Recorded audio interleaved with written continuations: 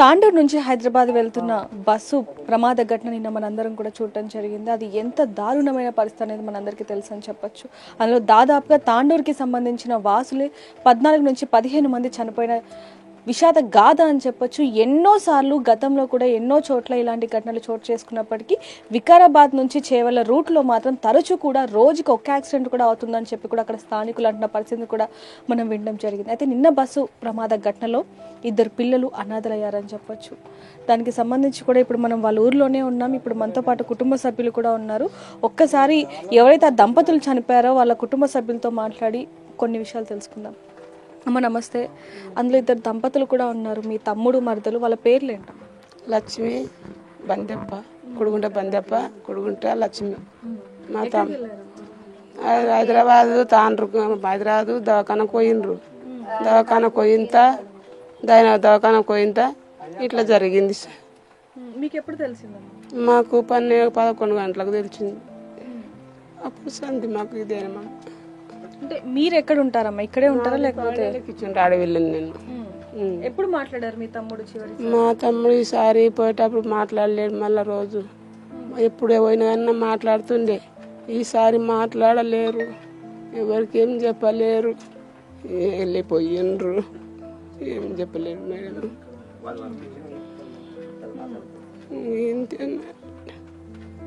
ఎవరికి ఏం చెప్పలేరమ్మా. ఏం చెప్పదు మేము వెళ్ళిపోదము. నా తమ్ముడు వాయే, నా మరదలు వాయే, ఎడ నింకుదము, ఎడ చూతము, ఎడ కనబడతారు. ఏమైందని తెలిసిందమ్మా మీకు? అంటే యాక్సిడెంట్ అయిందని చెప్పిండ్రు అమ్మా. ఫోన్లలో వచ్చింది, చూసినాము. నా కొడుకు కూడా వచ్చి చూసి వచ్చిండు. అన్నీ జరిగిపోయినాయి, మరి ఘోరంగా జరిగిపోయింది. ఊరు చూడబుద్ధి కాలేదు, మాకు చూడబుద్ధి కాలేదు. నా తమ్ముని ముఖం చూద్దామంటే కూడా భయం అయింది. చెల్లి మామ మేడము మాకు చాలా బాధ అయింది. చూడు అంతకు ఘోరం అయిపోయింది. అసలు ఇదైతే కుటుంబంలో విషాదం అనే చెప్పొచ్చు. అంటే ఈ యాక్సిడెంట్ అనేది చాలా వరకు పిల్లలకి తల్లిదండ్రులు లేకుండా చేసింది, తల్లిదండ్రులకి పిల్లలు లేకుండా చేసిందని చెప్పొచ్చు. ఒక్కసారిగా జీవితాలని తలకిందులు చేసిందని చెప్పొచ్చు. దీనికి సంబంధించి ఇంకా కుటుంబ సభ్యులు మనతో ఉన్నారు, వారితో మాట్లాడదాం. నమస్తే అన్న, ఈ దంపతులకు మీరు ఏమవుతారు? మా మేనత్త కొడుకు, మా మామయ్య, మా అక్క, మా పెద్దనాయన బిడ్డ ఉన్నారు. అసలు వాళ్ళు ఏ పని మీద బయటకు వెళ్ళారు? హాస్పిటల్కి వెళ్ళిండు మేడం. అంటే హెల్త్ బాగాలేకుండా మా అక్కకు హెల్త్ బాగాలేని ప్రాబ్లం ఉండ నిన్న మార్నింగ్ 5 గంటలకు బస్ ఎక్కి వెళ్ళిపోయిండు. వెళ్ళిపోయినాక డైరెక్ట్ ఆడ యాక్సిడెంట్ అయింది. అయిన తర్వాత మాకు ఫోటోలు పెట్టిన మేము అంతా చూడలేమన్నట్ల. తర్వాత మా కోడలు ఫోన్ చేసి ఇట్లా సంగతికి ఇట్లా మామ అంటే సరే నేను చూసి తాగమంట అని చెప్పేసినాం. దాని తర్వాత ఫోటోలు చూస్తే మా అక్క, మా మామ ఉన్నారు. ఇటుకెళ్ళి పిల్లల్ని తీసుకొని అక్కడ పోయి చూస్తే మా అక్క, మా మామ ఉన్నారు. సొంత అక్క. అంటే చివరిసారికి ఎప్పుడు మాట్లాడారు? వెళ్ళేటప్పుడు ఏమైనా మాట్లాడారా? అంటే తన ఆరోగ్య పరిస్థితి బాగాలేదని చెప్పారు. ఆరోగ్య పరిస్థితి బాగాలేదంటే చెప్పిండ్రు. 2-3 సార్లు నేను డబ్బులు ఇచ్చిన చూపించుకొని వచ్చిండ్రు. నెక్స్ట్ వాళ్ళ అమ్మల ఊరికి పోయి వాళ్ళ అమ్మ దగ్గరకు పోయి ఇట్లా పైసలు తీసుకొని హాస్పిటల్ అక్కడికి వెళ్ళి అక్కడనే వెళ్ళినాడు. తిమ్మేపల్లికి వెళ్ళి మార్నింగ్ పూట మాకు తెలియదు, ఊరికి ఎవరు తెలియదు హాస్పిటల్కి పోయిండు ఇట్లా సంగతి ఇట్లా అంటే మాకు ఎవరు తెలియదు అన్నట్లు. అది ఫోటోలు చూసిన తర్వాత మాకు ఎరికైన తర్వాత మా కోడలను తోలుకొని పోయి చూపించుకొని వచ్చేసినాం మేడం. అంతే. నా వరకు అయితే మాట్లాడలే. మా కోడలికి మాట్లాడరు. మొన్న నైట్లో ఫోన్ చేసి మాట్లాడారంట. వీళ్ళ ఊరికైనా ఉండే. నాకు వదినే అన్న. అంటే మీకు ఎప్పుడు తెలిసిందమ్మా? మాకు పొద్దున్నే మా ఇంటికి వెళ్ళిండ్రు. ఆటో తీసుకొని బస్ స్టాప్ దగ్గర వెళ్ళిండ్రు. బస్సులో ఎక్కి పోయిండ్రు. వాళ్ళు లేచిండ్రో లేదో పోయేది ఉండే కదా హాస్పిటల్కు, వెళ్ళిండ్రో లేదా అని నేను ఫోన్ చేసిన. 2 సార్లు చేసిన, ఒక్కసారి ఎత్తలేరు. మళ్ళోసారి చేసిన, ఎత్తిండు. అమ్మ వికారాబాద్ కడ పోతున్నామే అని అన్నాడు. అదే లాస్ట్ మాట. 5:54 ఎంత అయింది ఆ టైంలో చేసిన. అప్పుడు వికారాబాద్ కడ వెళ్తున్నామని చెప్పారు. వెళ్ళేటప్పుడు రాత్రికి మొత్తం మాట్లాడినామో. 2 భార్య భర్తలు కుర్చేసుకొని కూర్చున్నాడు మా అన్న. మా వదిన మంచం మీద కూర్చున్నది. ఎవరు? వాళ్ళు కూలి పని. ఆమెకు పానం బాగాలేనందుకు ఈమె చదువు ఆపేసిండ్రు. ఆమె కూలి చేసి వాళ్ళకి నడిపింది మేడం. ఆమెకు ఇక భర్త అయితే ఎంట కావాలి కదా, వాళ్ళు హాస్పిటల్కి వెళ్తున్నారు. ఆమెకు చూపించిండ్రు. వెళ్ళిండ్రు మేడం. రాత్రికి అయితే కలిసే మాట్లాడినాము, నవ్వుకున్నాము. ఇద్దరు ఆయన కుర్చీ మీద కూర్చున్నాడు, మేము మంచం మీద కూర్చొని అట్లా ఆ శుద్ధి ఈ శుద్ధి మాట్లాడుకొని మంచిగా నవ్వుకుని ఉన్నారు మేడం. చాలా వాళ్ళది ఘోరము. ఆ పిల్లల పరిస్థితులు ఏం కావాలి, వీళ్ళు ఆడికి వచ్చేది మేడం. ఎప్పటికీ ఆయన ఈసారి రాలేను మేడం. ఎప్పుడు వస్తుండ్రు. వాళ్ళ అమ్మ వచ్చిందంటే తిమ్మేపల్లికి ఎక్కువ వస్తుండ్రు మేడం. వచ్చిపోతుండ్రి, తిమ్మేపల్లికి వచ్చి చూసిపోతుండ్రు. ఈమెనే రాలేదు ఈసారి రమ్మని అంటే కూడా ఇక స్నానం, వాళ్ళ అమ్మ స్నానం చేసేటప్పుడు ఈమె మాట్లాడింది మేడం. అత్తమ్మకి అడిగి గోళీలు వేసుకోమ్మా, నువ్వు అట్లనే వేసుకోకని ఈమెకు చెప్పింది వాళ్ళమ్మ. ఈమె మాట్లాడింది పొద్దున్న పూట. ఇప్పుడు పిల్లలతో ఒక్కసారి మాట్లాడించే ప్రయత్నం చేద్దాం. బందప్ప అలానే లక్ష్మి ఇద్దరు కూడా దంపతులు నిన్న బస్ యాక్సిడెంట్లో చనిపోయారు. వాళ్ళిద్దరికి ఇద్దరు కూతుళ్ళు కూడా ఉన్నారు. వాళ్ళని కూడా చూస్తున్నాం. ఇంకా అసలు చిన్న పాపకి ఇంకా లోక జ్ఞానం కూడా సరిగ్గా తెలియదని చెప్పచ్చు. తల్లి తండ్రి గురించి అడిగితే ఏం చెప్పాలో కూడా తెలియని పరిస్థితి కనిపిస్తుంది. పెద్దామె తనకి ఇప్పుడిప్పుడే తెలుస్తుంది, తను బాధపడుతున్న పరిస్థితిని కూడా మనం చూస్తున్నాం. ఒక్కసారి దీనికి సంబంధించి తల్లిదండ్రులు ఏమైనా మాట్లాడారా, వెళ్ళే ముందు ఏమైనా చెప్పారనేది ఒక్కసారి మాట్లాడించే ప్రయత్నం చేద్దాం. హాయ్ నాన్న, నీ పేరు? శివనీల. శివనీల, ఏం చదువుతున్నావు? చదువుతానే కూలి పని చేస్తాను. ఏం పని చేస్తున్నావు? చేనులో పని చేస్తాను. ఎంత అమ్మ వయసు మీద? 18. అంటే అసలు చదువుకోలేదా లేకపోతే? అంటే చదువుకున్న 8 వరకు చదువుకొని బంద్ చేసిన.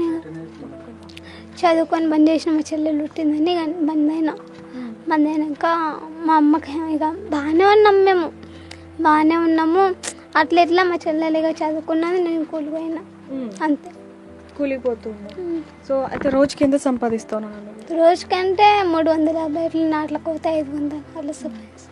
ఇప్పుడు అమ్మ నాన్న నిన్న హాస్పిటల్కి వెళ్ళేటప్పుడు అంటే ఎప్పుడు వెళ్తూ ఉంటారా? నిన్న అంటే ఫస్ట్ అంటే ఇట్లా మంచిగా ఉందని చెప్తే పోయి మళ్ళీ వస్తుండ్రి. మొన్న ఏమైంది, ఆదివారం రోజు వచ్చిండ్రు. ఆదివారం వచ్చి సోమవారం, ఎప్పటికీ సోమవారమే పోతుండ్రి. పొద్దున్న 4 గంటలకు అట్లా పోతుండ్రి. అంటే ఎప్పటికీ అమ్మమ్మ అంటూనే ఉండ్రి. అమ్మ హెల్త్ బాగాలేకుండా ఆడికే పోయింది. పొద్దున్న 4 గంటలకు లేచి పోయిందో ఎప్పుడు పోయిందో నాకు తెలియదు. నేను పొద్దున్న ఫోన్ చేసిన, అంటే నైట్ నాకు సండే రోజు మాట్లాడ్డది. వస్తాను, నేను చూపించుకొని వస్తా, మంచిగా ఉండి కూలి పోతాను అంట. కూలి పోయిరా, నేను పోయి మళ్ళీ చూపించుకొని మళ్ళీ మంచిగా అయ్యి నేను వస్తా, మంచిగా నాతో అని చెప్పింది. అంటే మామూలుగా చెప్పారా, మీకు అనిపించింది? ఆమెనే చెప్పింది. చెప్పినాక సరే అని చెప్పిన నేను. సరే మళ్ళీ మంచిగా ఉండు అని చెప్పిన. సరే పొద్దుగాల పోతామని అమ్మ నాయన ఏటో నాతో మాట్లాడలే. ఆ రోజు ఇక మాట్లాడలేడని ఏమనలే. నేను పొద్దున్న మళ్ళీ ఫోన్ చేసిన. నేను వాళ్ళు పోయినాక ఫోన్ చేస్తే 8 గంటలకు ఫోన్ చేస్తే ఫోన్ లేపలేరు. లేపకుండా మళ్ళీ అర్ధగంట అయినాక మళ్ళీ చేసిన, లేపలే.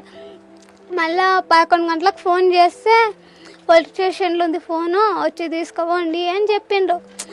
నాకు అర్థం కాలే. మళ్ళీ వేరే అక్క వాళ్ళ ఫోన్తో తీసుకొని మళ్ళీ చేసి అడిగిన. నేను అడిగితే అదే బస్ యాక్సిడెంట్ అయింది, ఫోను పోలీస్ స్టేషన్లో ఉంది, వచ్చి తీసుకోండి అని చెప్పిండ్రు. హాస్పిటల్లో జాయిన్ చేసినామని చెప్పిండ్రు అంతే. అంటే అప్పటి వరకు అమ్మ నాన్న ఇక్కడ లేరు ఈ లోకంలో అని, లేకపోతే ఫ్లాట్స్ ఏం చెప్పాలి? ఈ నుంచి నన్ను మామ తీసుకొని పోయిండాడికి, హాస్పిటల్ కాడికి తీసుకుపోయినాక ఇట ఏమని చెప్పిండ్రంటే, బాగుంది, మీ అమ్మ బాగుంది, మీ నాయన బాగుంటానే చెప్పిండ్రు. నాకు ఆడుకోయినాక ఇట నాకు చెప్పలేరు, మీ నాయన ఇట్లా అయిండు, మీ అమ్మ అట్లా అయింది అని ఇటు నాకు ఎవరు చెప్పలే. మీడియా నా ముంగల్కి వచ్చినాక మీడియాకి చెప్తుంటే నేను నిన్న అంతే తప్ప నాకు ఎవరేం చెప్పలే. మా అమ్మ ఇట నాకు చెప్పలే. నేను ఏడుస్తా అని చెప్పలేడు, మళ్ళీ మా చెల్లెలు బాధపడుతుంది అని చెప్పలేడు, నాకు తెలియదు. మాకు కూడా ఏం మాట్లాడాలో నీతో అసలు అర్థం అవ్వట్లేదు. ఎందుకంటే చిన్న వయసులోనే నీకు ఎవరికి రాని కష్టం వచ్చిందని చెప్పచ్చు. నువ్వే ఇంకా ధైర్యంగా ఉండి మీ చెల్లెని చూసుకోవాలి. అంటే చెల్లె గురించి ఏం చెప్తారు అమ్మ నాన్న నీకు? మంచిగా చూసుకో, ఆమెని మంచిగా ఉండి, మంచిగా తిని మంచిగా ఉండు అంటుంటే అంతే. ఆమెను కొట్టకు, మంచిగా చూసుకో, స్కూల్కు తోలి అని చెప్తుంటే.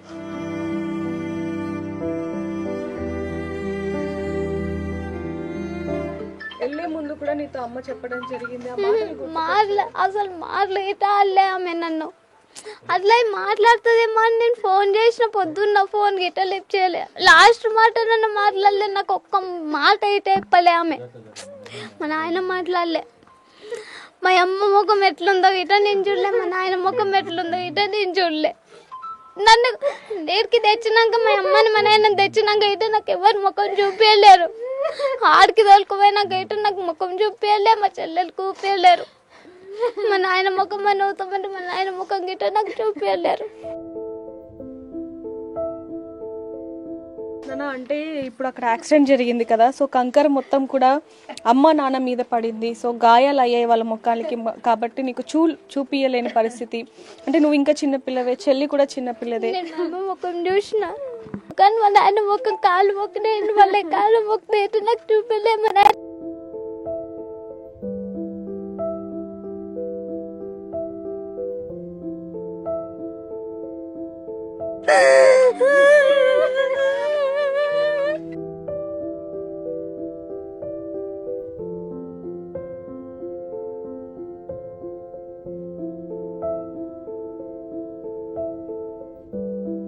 నాన్న నీకు ఏం చెప్తూ ఉంటారమ్మా ప్రతిసారి, అంటే ఎలా బ్రతకాలి అని?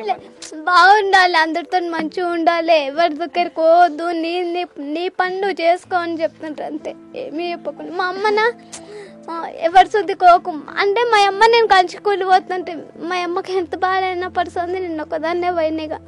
ఆమె ఒకటే చెప్తుండే, ఎవరి దగ్గర కోకు, ఎవరితో మాట్లాడకు, అందరితో మంచిగా ఉండు, నీ పనులు చేసుకో, వండుకో అంతే. నాన్న నువ్వు ఇప్పటికీ చాలా మెచ్యూర్గా మాట్లాడుతున్నావు అసలు. ఎందుకంటే అమ్మ ఏమైతే చెప్పిందో ఆ మాటలన్నీ విని నువ్వు చాలా మెచ్యూర్గా మాట్లాడుతున్నావు. నువ్వు ఫ్యూచర్ కూడా బాగుండాలని మేము కోరుకుంటున్నాము. సో నువ్వు ఇప్పుడు ఏం కావాలని కోరుకుంటున్నావు నాన్న?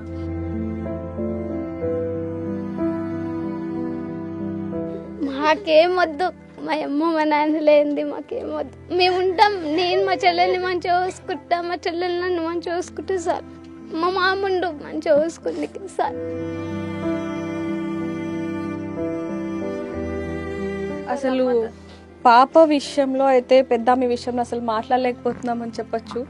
అంటే తన తల్లి ముఖం చూస్తాను, నాన్న ముఖం చూస్తాను అని చెప్పి కాళ్ళ ఎలా పడ్డా కూడా, అంటే తన తండ్రికి తన తల్లికి గాయాలయ్యాయి కాబట్టి ముఖం మీద చూపించలేని పరిస్థితి కాబట్టి తను చూడలేదు, భయపడుతుందేమో అని చెప్పి కూడా పెద్దవాళ్ళు ఎవరు కూడా చూపించకపోవడంతో తను ఎంత కన్నీరు మున్నీరు అవుతుందో చెప్పొచ్చు. అంటే ఇంకెప్పటికీ చూడలేము తన తల్లి ముఖం, తన తండ్రి ముఖం అనే బాధ ఆ పాపలో ఇప్పటికీ కూడా కనిపిస్తుందని చెప్పొచ్చు. కానీ తల్లి చెప్పిన మాటలు తను ఇప్పటికీ గుర్తు పెట్టుకొని అదే విధంగా చెప్తుందని చెప్పొచ్చు. కానీ ఈ చిన్నారికి వచ్చిన బాధ, కష్టం అసలు ఎవరికి రాకూడదనే కోరుకుందాం.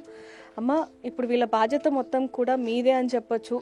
ఎట్లండి అన్న, వాళ్ళ బాధ్యత మొత్తం మీదే, చిన్న పాప కూడా ఉంది. సో ఎలా చూసుకుంటున్నారు? మేమైతే మంచిగా చూసుకుంటామంటే మా కోరిక ఉంది మేడం. మా అక్క వాళ్ళ బిడ్డ, మా మామ మేనత్త కొడుకు బిడ్డ అన్నట్టు మంచిగా చూసుకుంటాం, మంచిగా యూజ్ చేసుకుంటామంటే మాకు బాధ్యత ఉంది.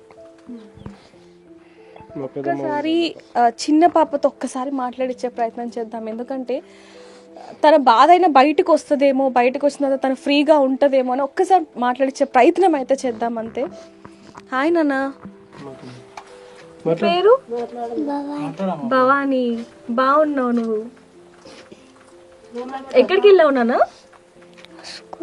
వెళ్ళావా ఇప్పుడు? వెళ్ళలేదా? చెప్పు మంచిగా. ఏమన్నది? నువ్వు భయపడొద్దు, అక్క ఉంది సరేనా? అక్క మామ ఉన్నారు కదా. చెప్పు మంచిగా మాట్లాడు. భయం వేస్తుందా?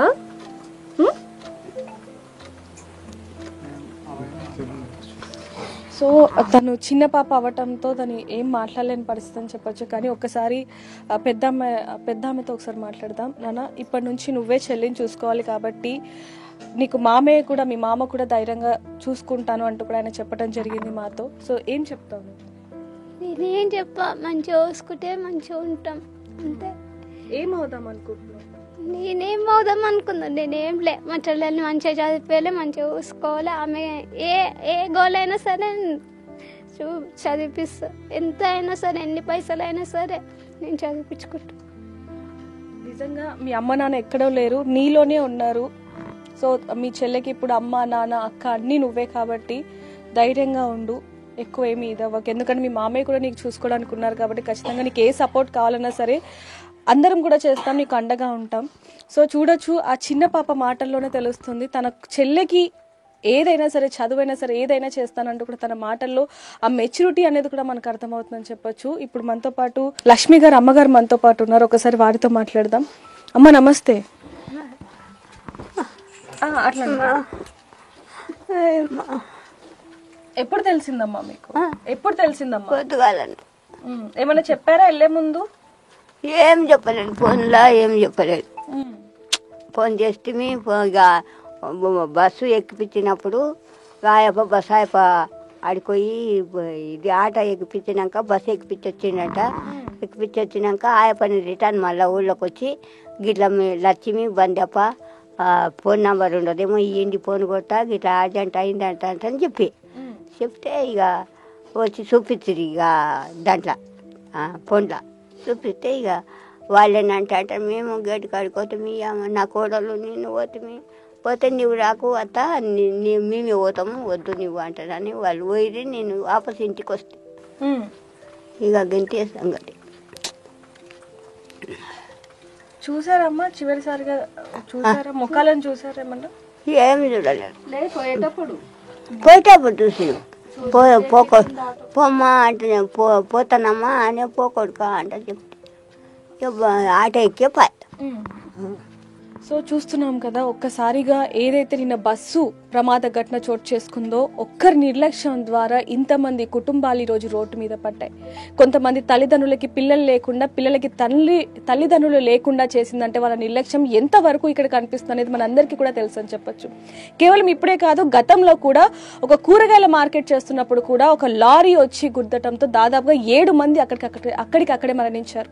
ఆ తర్వాత పెళ్లి బస్సు వెళ్తున్న క్రమంలో బస్సులో ఉన్న వాళ్ళందరూ కూడా కొత్తగా నవదంపతులు కూడా అక్కడికక్కడే మృతి చెందడం జరిగింది. ఇలా 1 కాదు 2 కాదు, దాదాపుగా కొన్నేళ్ల నుంచి కూడా ఇక్కడ హత్యలు అనాలా వీటిని, లేకపోతే ఏమనాలో కూడా తెలియని పరిస్థితి అని చెప్పొచ్చు. ఎందుకంటే మద్యం తాగి నిర్లక్ష్యంగా డ్రైవ్ చేయటం, లేకపోతే అతి తక్కువ డబ్బులకే పని చేస్తున్నారని చెప్పి లైసెన్స్ లేకుండా పనిచేయడం, నిర్లక్ష్యంగా అతి స్పీడ్గా అంటే అతి వేగంగా కూడా డ్రైవింగ్ చేస్తూ కూడా ఇంతమంది ప్రాణాలు పొట్టన పెట్టుకుంటున్నారంటే ఇది పాపం అంతా ఎవరిది అంటూ కూడా ఊరి జనాలు కూడా వేలెత్తి చూపిస్తున్న పరిస్థితి కనిపిస్తుంది. ఈరోజు ఇంతమంది రోడ్డు మీద పడ్డారంటే దానికి గల కారణం చిన్న నిర్లక్ష్యమే ఇంత పెద్ద పెను ప్రమాదంగా మారింది. కాబట్టి ఎవరైనా బయటికి వెళ్ళేటప్పుడు, ముఖ్యంగా బస్సు డ్రైవర్లు కావచ్చు, లేకపోతే లారీ డ్రైవర్లు కావచ్చు, వీళ్ళందరూ కూడా జాగ్రత్తగా ఉండండి. వేగం అనేది ప్రతి బండి మీద కనిపిస్తూ ఉంటుంది, అతి వేగం అనేది చాలా ప్రమాదకరం అనేది. కాబట్టి మరి ఎందుకు అంత స్పీడ్ గా వెళ్ళి మీ ప్రాణాలు ఎంత ముప్పుగా పెట్టుకుంటున్నారో అదే విధంగా ఎదుటి వారి ప్రాణాలను కూడా